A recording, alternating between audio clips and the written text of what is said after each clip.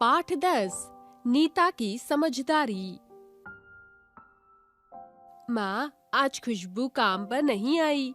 मेरा कमरा कौन साफ करेगा? बेटा, अपना काम खुद करो। आज खुशबू बीमार है। पर मैं कैसे करूँ? यह तो उसका काम है। कमरा आपका है तो काम खुशबू का कैसे हुआ? हम पैसे देते हैं ना।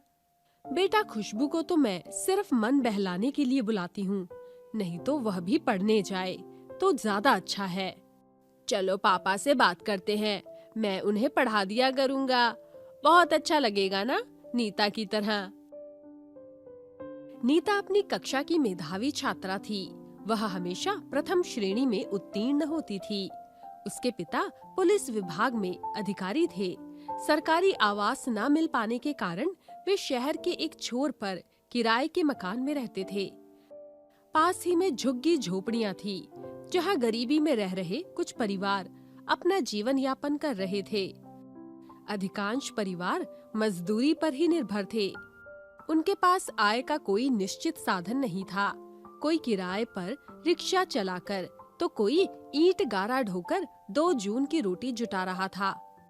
नीता रोज सुबह जब स्कूल की ड्रेस में तैयार होकर स्कूल जाती, तो झुग्गी झोपड़ी में रह रहे बच्चे ललचाई नजरों से उसे देखा करते थे।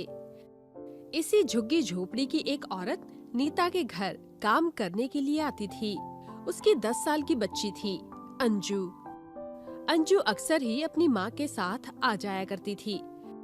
शुरू में वह साफ सुथरी नहीं रहती थी, लेकिन नीता की मम्मी के बार बार समझाने के कारण उसकी माँ उसे साफ सुथरा रखने लगी। नीता जब शाम को स्कूल से वापस लौट कर आती, तो अंजू अक्सर ही आसपास खेल रही होती। धीरे धीरे वह नीता के साथ घुल मिल गई। अब दोनों साथ ही खेला करती थी। मम्मी सोचती कि चलो अच्छा है, नीता को खेलने के लिए एक सहेली तो मिल गई।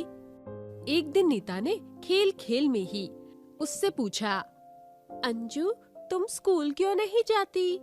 क्या तुम्हारी इच्छा नहीं होती कि तुम भी पढ़ लिख कर खूब नाम कमाओ? नीता के ऐसा पूछने पर अंजू उदास हो गई। उसने उत्तर दिया, हमारे पास इतने पैसे ही नहीं है कि माँ बाप मुझे स्कूल भेज सकें। मैं ही क्यों, झुग्गी झोपड़ी का कोई भी बच्चा पढ़ने के लिए स्कूल नहीं जाता है।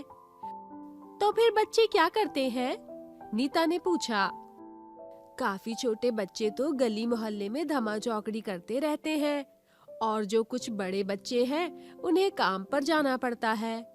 उसने आगे बताया, शहर में पटाखे बनाने का एक कारखाना है, वहीं पर अधिकतर बच्चे काम के लिए जाते हैं। सोनिया और रजत ऐसी ही एक दुर्घटना में अपंग हो चुके हैं। नीता को यह सब जानकर काफी दुख हुआ। पढ़ने की इस उम्र में बच्चों को काम पर जाना पड़ता है, और वह भी ऐसे जोखिम भरे काम के लिए। उसे मालूम था कि सरकार ने बाल मजदूरी पर प्रतिबंध लगा रखा है तथा बच्चों की पढ़ाई के लिए मुफ्त व्यवस्था भी कर रखी है। अतः उसने निश्चय किया कि वह इन बच्चों के लिए जरूर कुछ करेगी। शाम को पापा के घर आने पर वह उनके पास गई। पापा ने खूब प्यार करते हुए उससे पूछा, क्यों नीता बिटिया, क्या कोई विशेष बात है? हाँ पापा जी, आप मेरे लिए एक काम करेंगे? क्यों नहीं, मैं अपनी प्यारी बिटिया के लिए कुछ भी कर सकता हूँ, पापा ने कहा। नीता आगे बोली, पापा जी, पास में जो झुग्गी झोपड़ी है, इसके अधिकांश बच्चे उस पटाखे बनाने की फैक्ट्री में काम करते हैं। चूँकि बच्चों को मजदूरी काफी कम देनी पड़ती है, इसीलिए फैक्ट्री का मालिक केवल बच्चों को ही काम पर रखता है। लेकिन बच्चों से काम लेना तो अपराध है, पापा ने कहा। हाँ पापा जी, मैं भी तो यही कहना चाहती हूँ। आप इन बच्चों के लिए कुछ करते क्यों नहीं, मेरी तरह? उनकी भी तो खेलने की और पढ़ने की उम्र है, नीता ने कहा। पापा को अपनी बेटी की समझ पर गर्व हो गया। फैक्ट्री पर छापा मारकर उन्होंने वहाँ काम कर रहे सभी बच्चों को मुक्त कराया तथा बाल श्रम कानून के उल्लंघन में फैक्ट्री मालिक पर भी कार्यवाही करवाई। इतना ही नहीं, उन्होंने समीप के सरकारी स्कूल में सभी बच्चों का दाखला भी करवा दिया। झुग्गी झोपड़ी के सारे बच्चे खुशी खुशी पढ़ने के लिए स्कूल जाने लगे। नीता की खुशी का कोई ठिकाना न था, क्योंकि उसकी प्यारी सहेली अंजू स्कूल को जाने लगी थी।